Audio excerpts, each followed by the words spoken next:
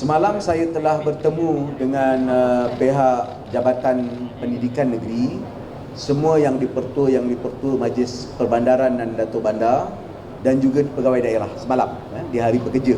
Di pagi hari pekerja saya berjumpa dengan mereka semua. Kita telah membincangkan kemungkinan ini. Kalau PKP dilaksanakan, ada kesan-kesan tertentu. Bagaimana anak-anak yang berasrama, yang tinggal di asrama harus pulang. Saya tanyakan plan ataupun menyediakan plan perancangan. Yang kedua, bagaimana untuk memberi peluang kepada penjaja-penjaja peniaga Bazar Ramadan dan Bazar Raya. Sebagai contoh, kalau kita kembali kepada PKP, sudah pasti hal ini tidak dibenarkan. Kalau dibenarkan, bagaimana formatnya? Kita sedang aturkan. Maknanya kerajaan negeri dalam mood persediaan ke arah itu, dan kita juga melihat perkara-perkara tersebut dengan teliti. Sebenarnya ini sebahagian daripada option yang kita ataupun sure yang telah kita angkat kepada pihak Kerajaan Persekutuan yang akan dibincangkan esok. Kerana ada 3 parameter, saya ulangkan balik, 3 perkara yang menjurus kepada perkara ini. Pertama, kita lihat pertambahan kes yang signifikan dan mencecah 4 angka.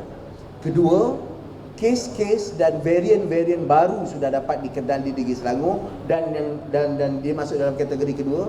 Kita dapati mereka yang telah positif selama beberapa hari ini, penjejakan yang dibuat oleh Mas Sejahtera dan program penjejakan kita seperti Selangkah dan sebagainya, mendapati mereka mengunjungi pusat-pusat beli belah, bazar-bazar Ramadan dan bazar raya. Dan malahan di setengah pusat beli belah itu, pada tarikh mereka datang, dikunjungi lebih daripada 10,000 orang pada hari dan particular period kehadiran mereka di mall ataupun di pusat beli belah itu. Dan yang ketiga, petunjuk yang diberikan kepada kita oleh Jabatan Kesihatan Negeri Selangor ialah kadar penggunaan katil di ICU yang sudah semakin meningkat. Semalam di hospital-hospital awam kita sudah hampir 60%. Maknanya kita hampir sampai ke red alert kita ataupun di tanda merah bagi saya lah, sebab kita letakkan kalau tinggal 30%, tinggal 20% itu sudah merah. Dan kebanyakan kes-kes yang dirujuk pada waktu ini adalah kes-kes pada tahap 3 dan 4 ke hospital. Dan sebab itu di Maep Sendang juga kita sedang convert, ataupun Jabatan Kesihatan Negeri akan convert dia untuk sesuai untuk ICU yang mungkin boleh menempatkan mereka-mereka yang berada dalam keadaan yang kurang baik dan kurang stabil. So, kalau ditanya kerajaan negeri, kita memang sedang prepare our mind. Kita akan argue our case, dan sudah pasti isu pentingnya juga adalah soft landing kepada penjaja, peniaga, pengusaha yang baru ingin memulakan perniagaan ataupun sedang ingin mengumpulkan. Tapi faktor kesihatan awam juga kita tak boleh tupakan, dan kalau kita perlu membuat keputusan, kerajaan negeri akan cuba accommodate apa yang dibuat oleh kerajaan persekutuan. Namun yang paling penting di sini ialah kita juga harus mempercepatkan program vaksinasi. Kalau vaksinasi ni makin cepat kita selesai, kita mungkin boleh mengelakkan daripada tutup turun naik PKPB ini.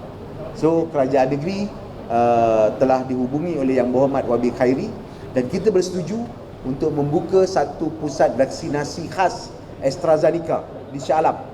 Justru saya percaya ia akan mempercepatkan proses vaksinasi, dan ia adalah by option, first come first serve.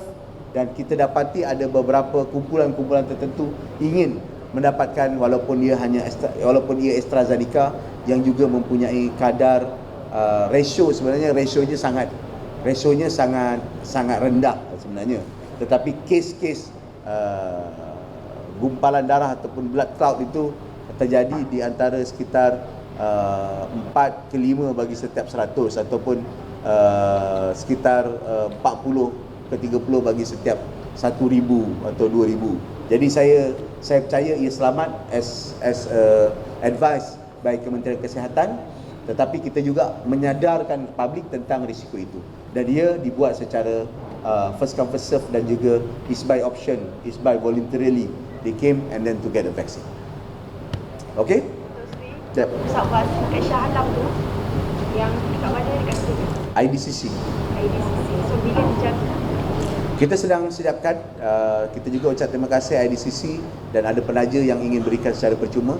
kita memerlukan mungkin dalam 4-5 hari lagi untuk siapkan tempat tersebut, dan dia akan jadi satu proses khas untuk AstraZeneca. Selain daripada itu, di Negeri Selangor kita ada satu lagi, iaitu di Pusat Perubatan UKM. Berhampiran Selangor kita ada Pusat Perubatan UM. Itu diuruskan sepenuhnya oleh institusi, tapi di bawah kelolaan negeri adalah di IDCC yang akan diuruskan oleh Pejabat Daerah Petaling, Datuk Johari Anwar selaku Pengerusi Bencana Daerah.